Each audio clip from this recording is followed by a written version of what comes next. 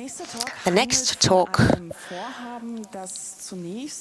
is about an endeavor that is of the surveillance blockbuster. It was sold as a surveillance blockbuster, as a thing that can do everything. And there is a German phrase that she's using to explain that. It's to be looked at with care. You've got to be careful. It's part of a group of people who is...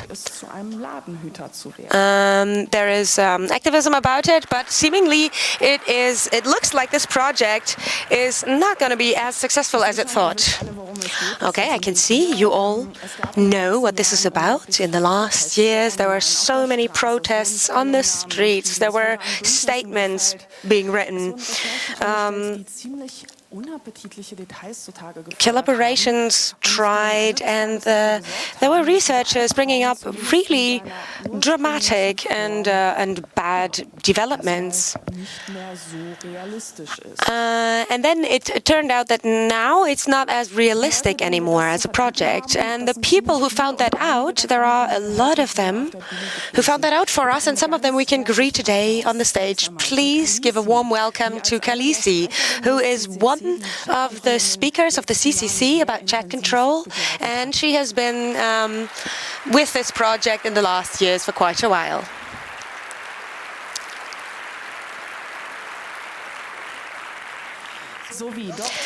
Just as Professor Dr.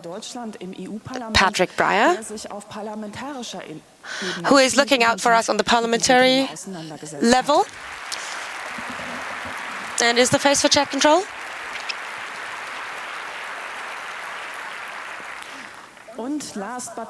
He's not a professor, I think.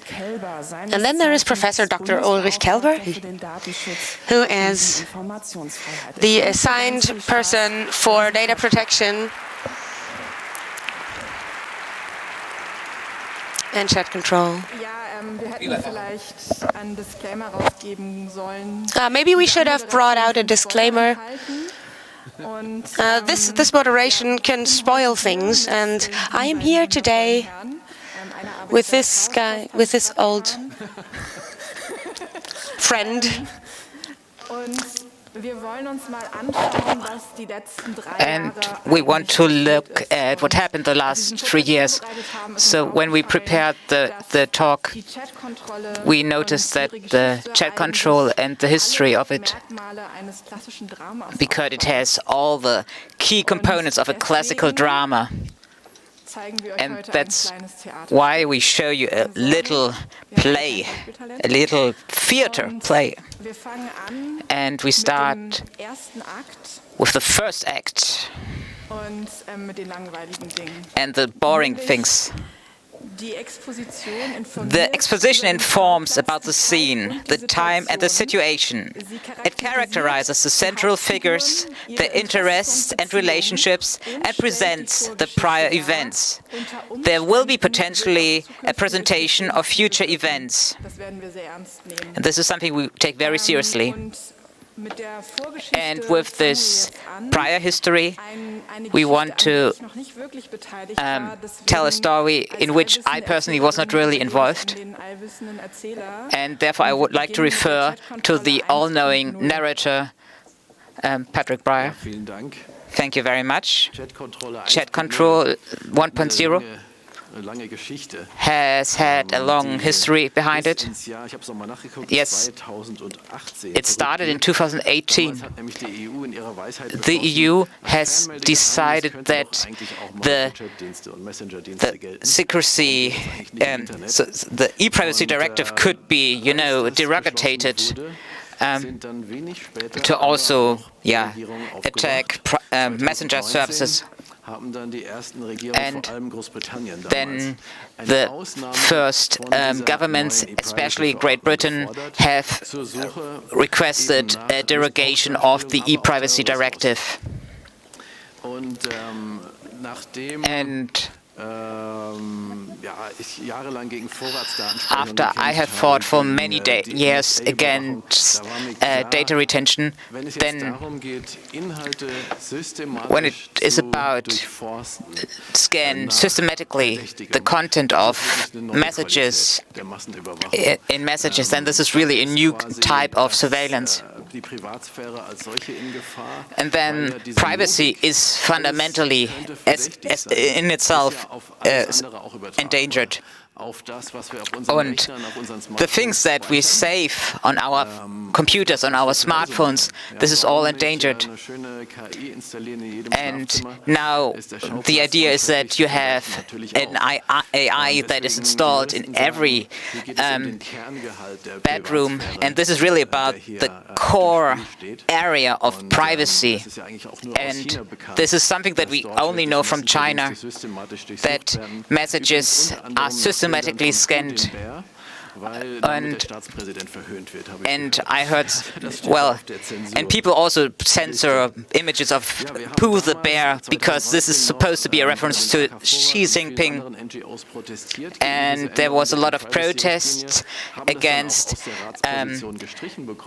the digital service, and then the EU Commission suddenly proposed that this derogation should be included in the current current regulation. It has previously talked to the internet giants Google and Facebook because they have actually introduced the chat control for their own services.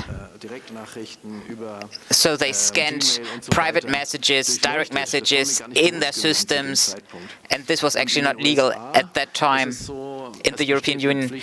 And in the United States, there is a requirement to report such findings, but it's actually not required to scan, and there is no fundamental data privacy law in the United States, like in the EU. And to explain what this actually means and what it actually means for the people who are affected, who are suspected, this is something that we could not really explain to the policymakers. Here we see how the voting turned out when the European Parliament voted to allow the voluntary chat control. And we see that everyone, with just two exceptions, to vote for this chat control law, and we couldn't really explain to people what kind of consequences chat control has. And our position was to say that we completely reject chat control. We have started a campaign, and it was not successful. And I will explain how this went on. This is just shortly after this vote. We have my first tweet that used the word chat control, and this way we established a name for this type of law. We tried different names, and in the end my team came up with the idea chat control, and it fitted the law pretty well. And we have done a lot of legal assessments, and we knew that this law would shift from voluntary to mandatory. And because there were some documents that actually explained that this is a strategy, and the 5 Eyes have also publicly stated that they want this this voluntary chat control, and the agenda is clear because they have a very big interest in bypassing secure end-to-end encryption, and by using child abuse as a segue to to legalize the scanning, then this is not surprising, and it shows that the Five Eyes are very so that that Chatkontrolle is actually a product of the surveillance complex. And in the parliament, we had in July 2000 another vote.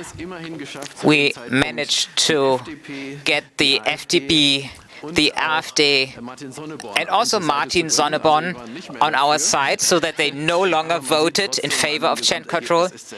But the overall voting was still, unfortunately, quite in favor of Chatkontrolle. And and even people who were in the Pegasus investigation committee voted in favor of Chatkontrolle, which is very frustrating. And what's also interesting is that we won back Moritz Körner, who was a real proponent of this. And Patrick was at Logbuch Netzpolitik, and I listened to all of this, and I had nothing to do with it. But then Markus Reuter said, okay, we need to do something about this. And after this, I said, I think a large part of the population doesn't know what this is all about, and we need to do something about something like Claim Your Faces. And from that, there grew much more. I pretty quickly had Kantorkel on the phone and he said, well, you can do this. And 3 days later, I sat with Edri and other representatives in a video conference. And some people saw our banner, Stop Chatkontrolle. And a big thank you to Konstantin from Stop Chatkontrolle and the people from and the people who always struggled with us.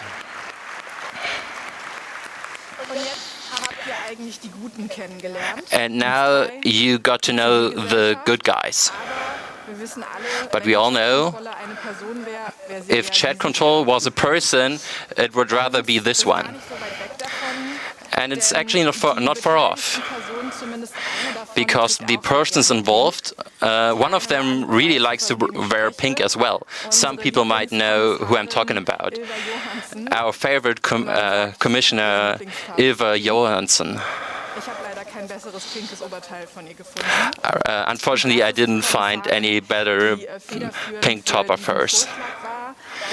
She was the one who was in support of this proposal. Also, everyone knows her, Nancy Faeser, and someone who made lots of advertisements for this, Eva Kaili.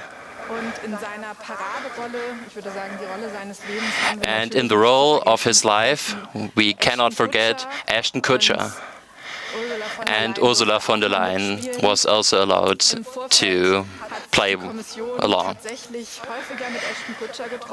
And the Commission more often actually met with Ashton Kutcher.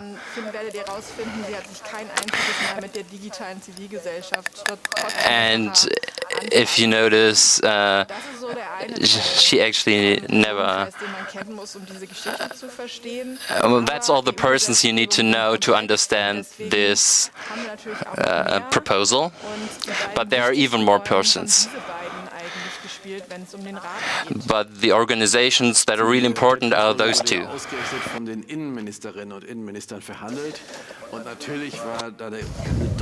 So, the inner ministry. So there's a like-minded group, which means that there are 10 governments who gave statements that were really similar, because all of them thought that these things were, the suggestion was a good idea. And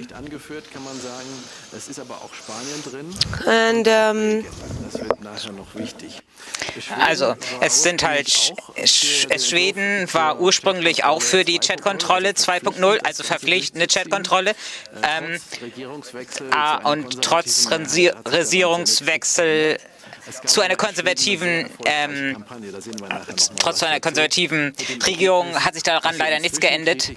Aber mittlerweile sind sie Kritiker geworden, weil es eine erfolgreiche Kampagne in Schweden gab. Und deswegen haben wir jetzt auch ein paar zusätzliche Sätze zum Schutz von Verschlüsselung, die aber leider zwischendurch wieder kassiert wurden.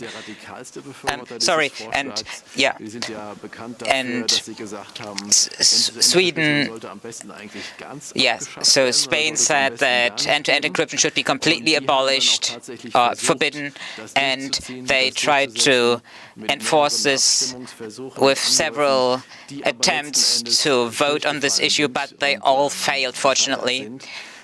And they tried to find a compromise. Okay, we take a part of our claims out, and we only vote only on certain parts. They tried a couple of tricks, and then they tried to move it to a different level where an abstained vote does not count as a no. But all of that didn't help. So the thing that the Spaniards have left us is a text that is even more extreme than what Ylva Johansson has originally proposed. They have introduced censorship of search engines, which is not more extreme than so. And I want to interject that the Council is one of the three columns of the legislative process. The Commission is actually forced to do consultations. So in this case, with the Privacy Commissioner, departments have to be asked. But what happens in the Council is not so much a European issue. It's more about the individual states. And then when a national government is interacting with the so if, for example, the Germans say we are abstaining the vote, then this is like an approval in the system. So if the Commission says you have to vote with no to achieve a qualified majority, and that's why it is important to have this third column in their role. It would be wise to enforce that they are also required to ask for consultations. And so the EU Commission, so the idea is a trilogue. The Commission is here and is supposed to be neutral and bridging, but they already talked to the governments. So the data guys are talking to the Commission. And how these things are interconnected, we're going to talk about next year. But let's go back to our story. And Patrick and Ulrich said it just a minute ago. It's pretty dark what's happening there in this council. And now we're going back to the story. And we're going back to these people. Big applause to netzpolitik.org because they did this for us. You can see it. Thank you for your leaks. Without you guys, we wouldn't have been able to puzzle this together as we did now. And please donate to them because they're doing great work. So this is the state of the status today. We did have a civil societal collaboration. We didn't have a text then, and now we have it. And I know you've heard this before, but we're going to do a little recap on what this law was about. Chat control means all messages, may it be email or messages or messengers or per chat services, they have to be, if there is a certain risk that this service might have some child abuse on it or any other thing going on, and you can never really say that, have to be, never really say that that doesn't happen. They have to be scanned, and they have to be scanned for known materials, which is referring to data banks that are not certified for, basically human rights. And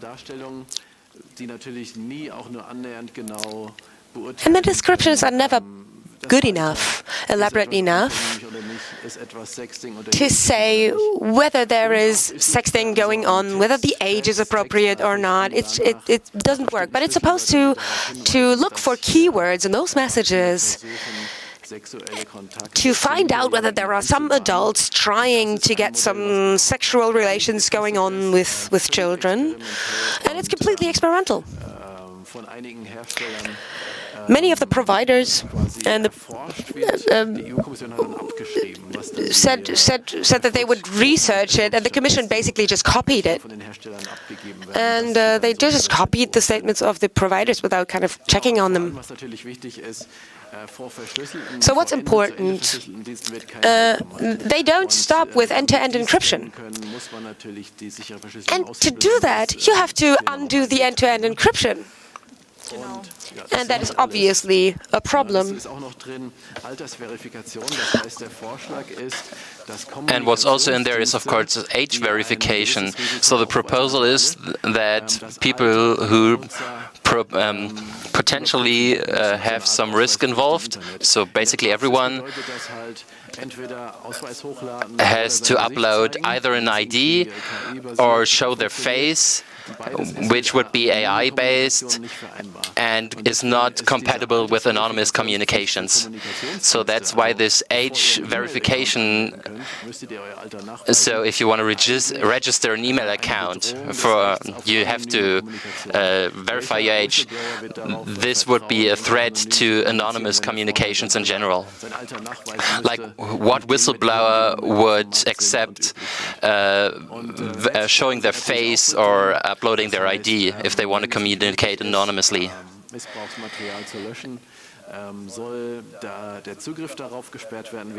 So also, if they're not successful at deleting CISA material, it's supposed to be blocked, and also digital house arrest.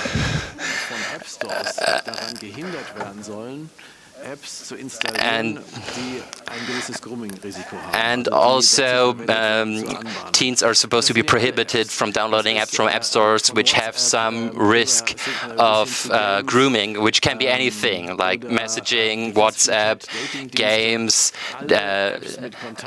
any kinds of messaging, dating apps, any kinds of app that can be used for this will be used for this, which means that the youth will be put under general house arrest, which is one aspect of chat control which has not been shed enough public light on yet, which of course also doesn't work.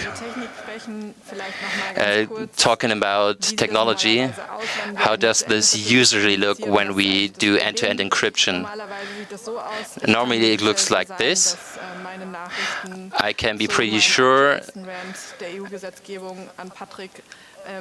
about my latest rant about EU law can be transferred to Patrick anonymously and end-to-end encrypted. But what Ashton Kutcher and his friends actually want is the following. We have a chat message. And what Patrick just said about chat control 1.0, It's previously examined by a provider, and when the detectors somehow trigger, it is being transferred to the agencies. The problem with this is I can only look at the message that's end-to-end encrypted before it is being encrypted, which means that beforehand I break this encryption, which defeats the purpose of secret communication, private communication. But Nancy Faeser said they scan.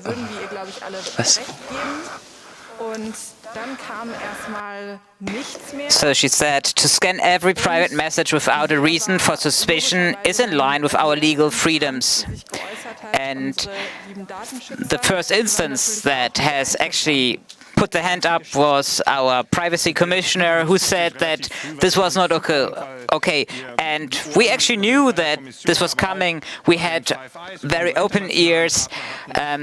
So we know that there's the Five Eyes and the European Commission, and it's typically very difficult to find a common ground. Many greetings to the referent who has sent me the data. And we have received a text that has shown the broadness of the legal situation. And of course, there's also other institutions like judges that have to pointed towards what this actually means, and what does it mean if the error rate is a certain level? What does it mean for adolescents when they are communicating privately? And the Federal Council was also not very advanced in the process, and we didn't really have that much ourselves. And then was the first leak from the Council, and it was pretty clear to us that the states of the EU were not in agreement with each other.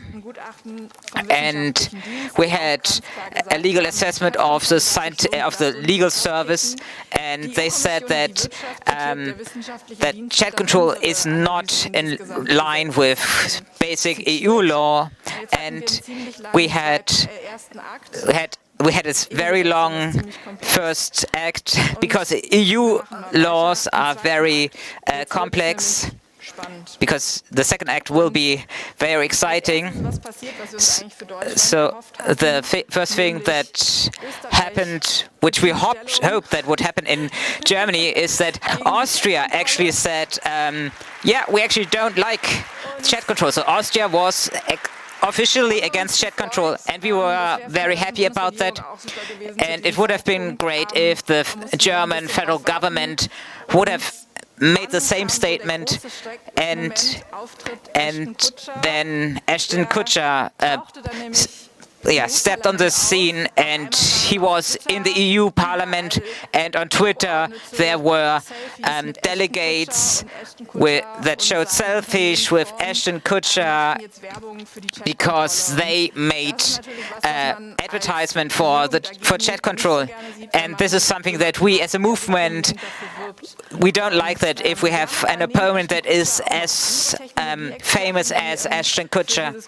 And there are also other people who have spoken out in favor of this proposal.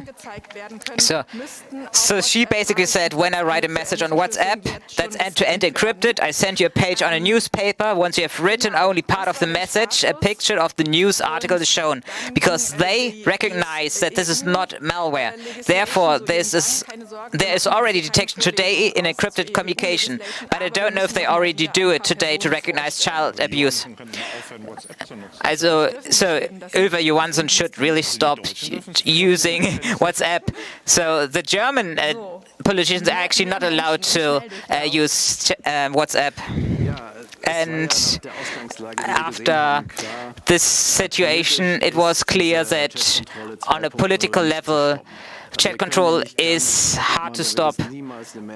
There will not a majority, because even our closest allies, the socialists, which are on the bottom low row, they have voted against chat control 1, but even they were not in favor of complete rejection of chat control. And the way I explained it to my colleagues is that the proposal of the EU Commission is very extreme. It is creating a divisive force between child protection agencies and human rights agencies. What we actually need is security by device, security by design. We need to have crawling of public data on the internet, and no child is helped by chat control the way the European Commission envisions it.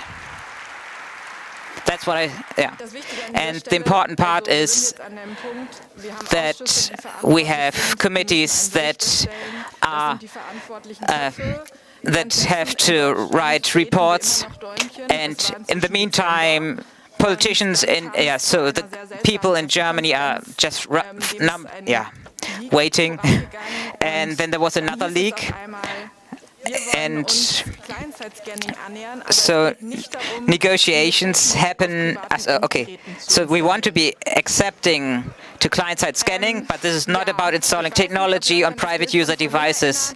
So I don't know if you can remember the picture from the previous slides. So, it's difficult on a technical level. And then there's also the coalition treaty in Germany. But the youth organizations of the parties in Germany also made a statement that they are all against chat control, and they actually joined our campaign alliance. And also child protection agencies said that there's also a resource issue, that those child protection agencies don't have enough resources. And we are now in the third act. And now something about theater science. So the conflict reaches its climax. The dynamics change. The turning point creates a change that affects the destiny of the protagonists. Let's look at who the heroes are, or the protagonists are. But we also need hooligans. So the soccer fans entered the scene.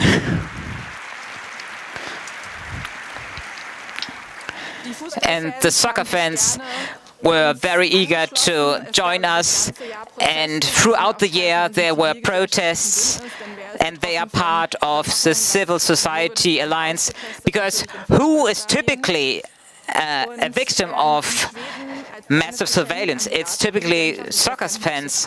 And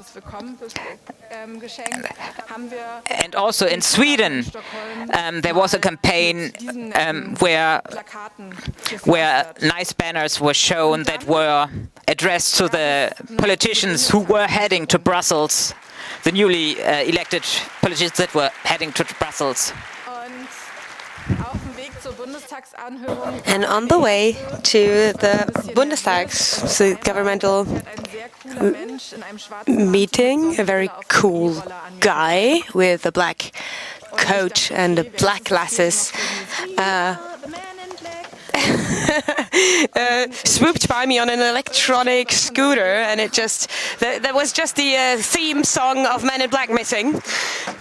And after, somehow the technology doesn't want to go with me, and he stepped down from his e-scooter, and I said, are you nervous? And he said, no, this is going to be boring. We are all on the same page. And somehow we were all on the same page. But then,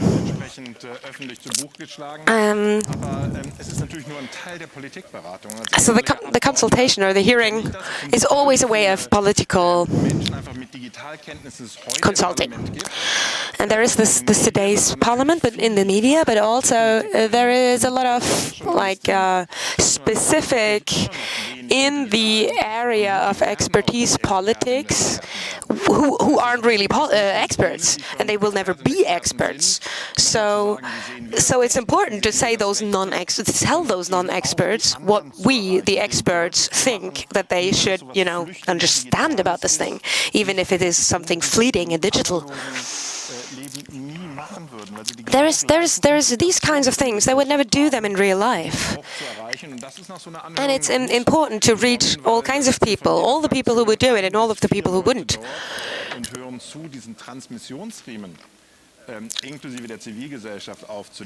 So the transmission topics in civil society are a big thing, and we all had a bit of a high and had hoped that we had won something with this meeting and this consultation, this hearing.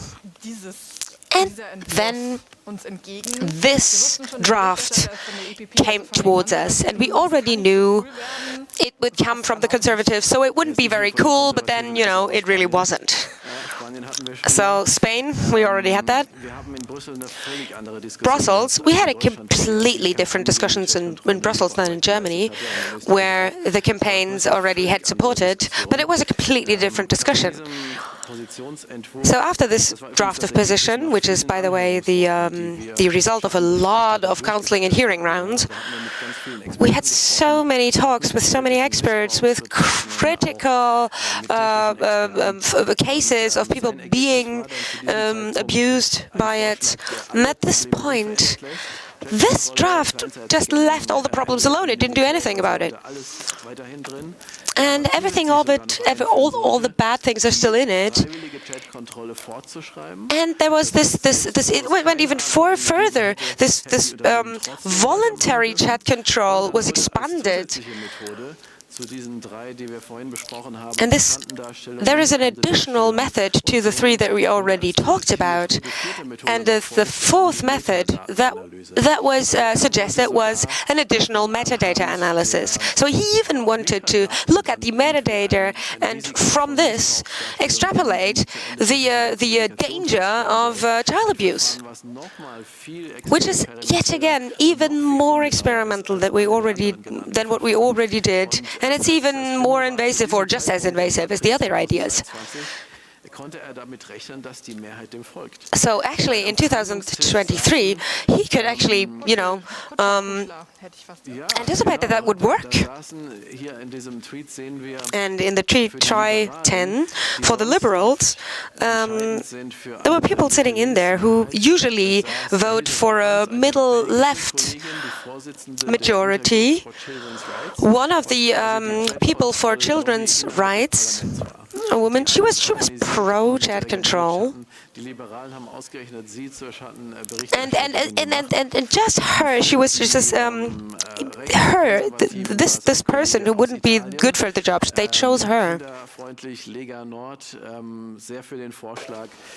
And the Lega Nord was very much in favor of the proposal, and for the right-wing extremists, they were also really in favor of it. Then my colleague from the Social Democrats was critical against this, against age verification. He said letting one's child on the internet is like letting them alone in a crowd of people. And we're at the Congress, so we all know this is completely worry-free. But it looked rather dark.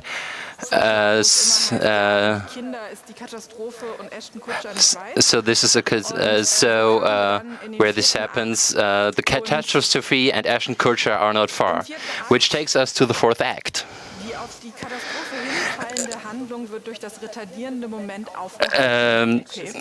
The actions leading to a catastrophe are averted by a new dynamic. And we had this proposal from the IMPO Council, which immediately looked quite good, but what in the end came from it was kind of okayish, a little softer, everything. Chat control was only supposed to be a last resort, and it was very soft. And we were immediately before the summer break. But she actually doesn't take a summer break, because you can work much better when everyone is in holidays. The Swedes changed their minds slowly, and the Spanish also came forward and said chat control is actually quite good. Delaying moment. So, yeah, and it just became worse, and there was a legal assessment from the council that said that the chat control is not in line with fundamental rights, which was a bit surprising that they said it. And do you want to say something about legal assessments? So legal assessments, you notice how important it is to be active in advance, and especially when you have strong lobbyism forces, then there's a lot of articles and legal aspects that can be used as supporting factors, and our means from as data protection commissioners, we can also influence the legal process. What we also try to give as a central argument is that because there is no benefit, your aims will, what you're trying to do will only be rejected by the courts in the end, and it will not be to the benefit of the children that you want to protect. So it's really so you will create a very bad law that only creates false solutions and after a while the courts will stop this law again.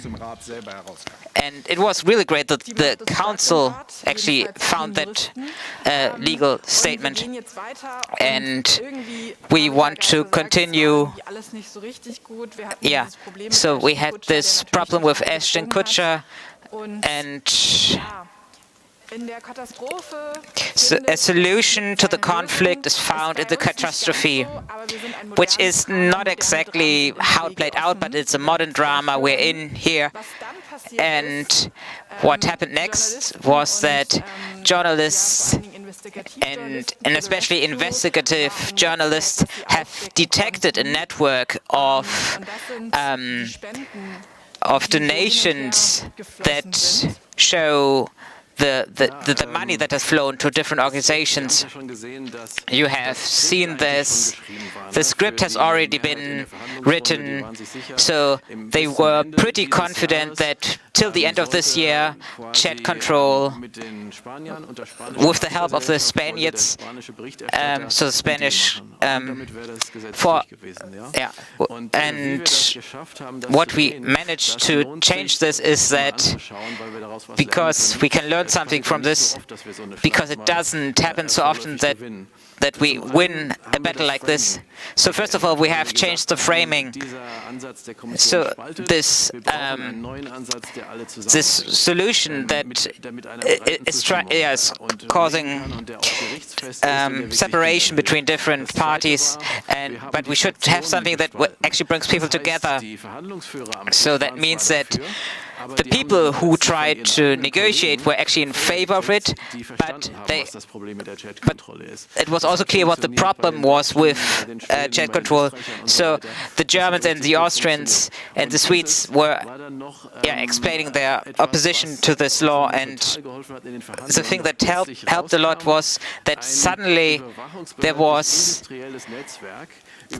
this surveillance industry network that was actually operating from outside of the EU, that was trying to influence European politics.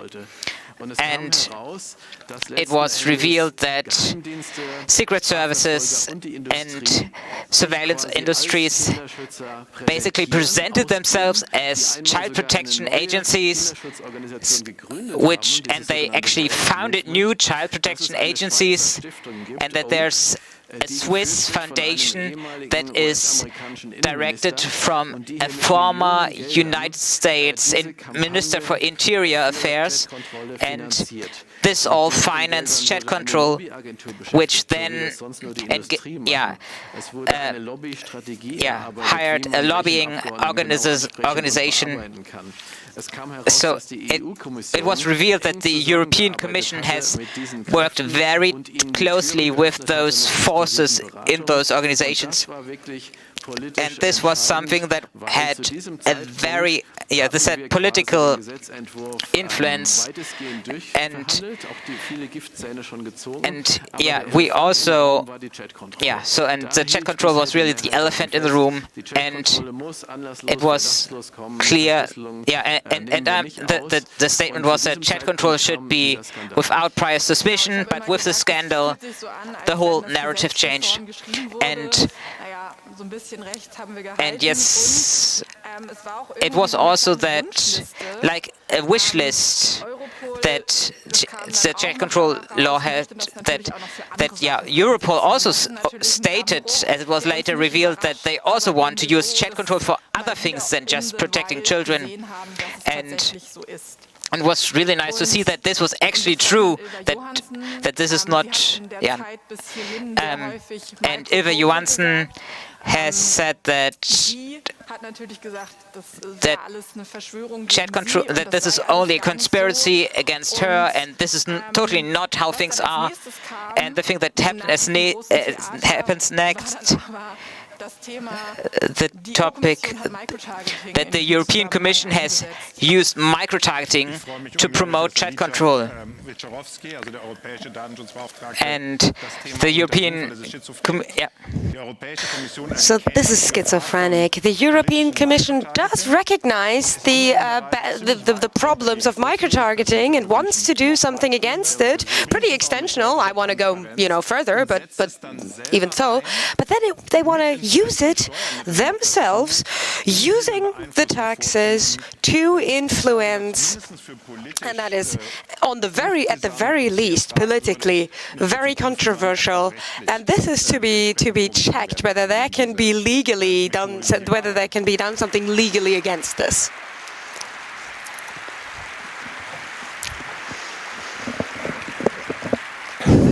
We are now pretty much at the end of our story. And what happened is, or what will happen next, there was a historical event that happened. All the fractions were pretty on the same page, and there was a report being voted for. Patrick did mention this earlier.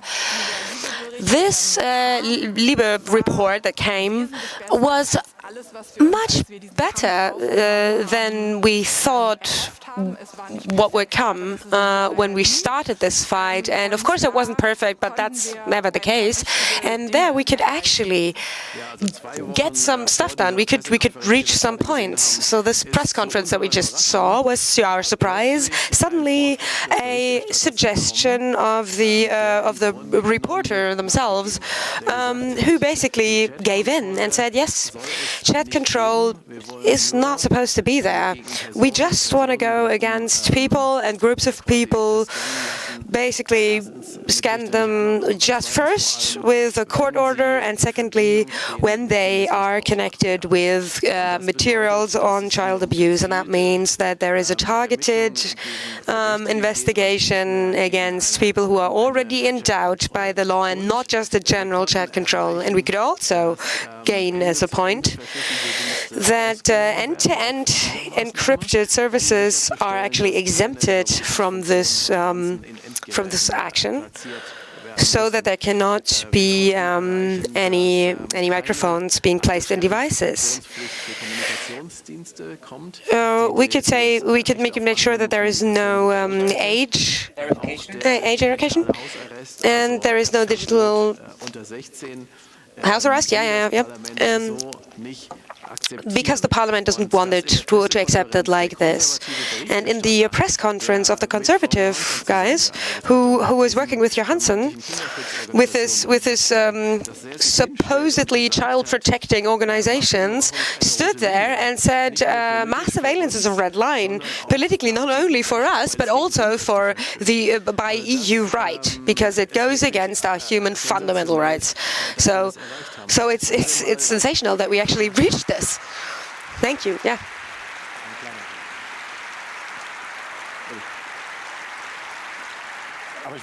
But I want to say one thing. The international organizations and conglomerations, the people who actually do child protection in everyday life in Germany, with these organizations, we have completely different conversations. These people are pro a measured version of all of this, and they helped going against all of these suggestions. So I said, this is not perfect, but of course what we do have is, and that is of course very controversial and very problematic, a mandatory age verification for porn platforms. The allowances for the EU centers are not clear at all, and they're very, very close to Europol still. And Europol still gets material that is suggested to them to train their algorithms, and it's still not great. And it went on in the council, and the politicians made this beautiful map here. And red is against it. Red is for it. Green is against it, and red against. Okay, green. Green is against it. And what we ended up with is something that we already talked about earlier, what we think about this, which is, was chat control 1.0 extended? Yes, it was extended until 23, and that's not in our interest. And the Council knows that we have tried, we had our speech where we said, okay, it's better to not digitalize instead of do it badly. And in the meantime, there is a report on which Uwe is very proud, but it's not really telling us much. And it was something that was a long time, very much delayed until this report finally was published, and this report could not show how meaningful it is, how effective it is to prevent child abuse with Chat Control 1. And so Chat Control 1 means that it's not over yet. So who knows what in a few years is. So we have shown you a couple of characters, and you've gotten to know them, they know us, we can talk to them, but this will all be put together afresh because there will be the elections, and that means, we might not have the same coalitions, and therefore our call to you, please keep this topic in your minds. Chat control will probably become the new data retention. It's like a zombie that never dies, and I assume that it will be the topic that I also have to deal with for a very long time. Please don't forget about this topic, and make sure it is a topic during upcoming elections, and ask your politicians about the topic. We have created a call tool, I have been informed, so maybe you can use this tool to contact your politicians. And Patrick has also made a last move before he leaves. So he actually got a response, and we have noticed that some Europol members have moved to some organizations. So for this lobby scandal, we wanted to highlight that this is a democratic scandal, and this micro-targeting is targeting those countries in the Council that are against chat control, and the Commission has tried to run an emotional campaign to influence the political process, and I have complained about this officially. I have filed an official complaint, and this will be checked by the official agencies. And the Bürgerbeauftragte has written back to me that we will file a complaint against Europol, because there are those people who have changed from Europol to Vorn, and they are now lobbyists trying to influence EU politics. And they basically presenting the cool new technology by Vorn to the EU. And we basically want to know how that actually was approved, and with which reason or justification. So, chat control is not over, and it's a drama, and we don't want this to become a tragedy.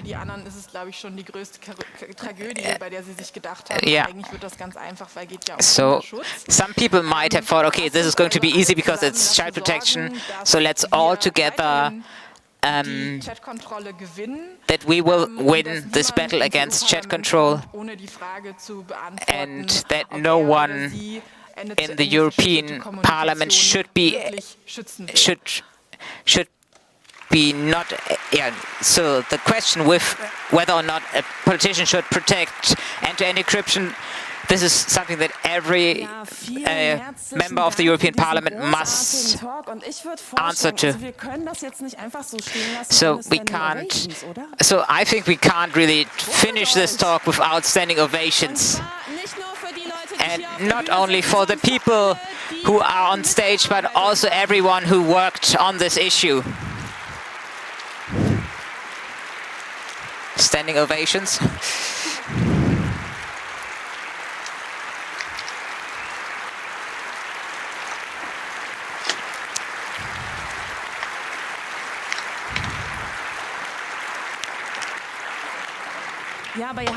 And you have heard, so this is going to continue. There are a lot of organizations that need support to continue fighting against this. And that also means that you can yourself become active, or you can make donations, for example, to netzpolitik.org, who have digged up quite some interesting stories. And do we have time for one more question? Okay, one question. So, voluntary questions at the microphones. Does the Signal Angel have a question for us? Micro 2. Microphone 2. Thank you for this talk and your very important work. There's millions of people that are benefiting from this, even though only a few 10,000 are knowing about it. My question is, you have shown the path of the money. This was about 25 million. Is it possible to say something about who has within the European Union has received that money? Answer: there is a very comprehensive analysis by Balkan Insights on this that can be found online, and I would like to point to that research. And thereby I would like to say thank you very much for this wonderful talk and for your work. And another round of applause.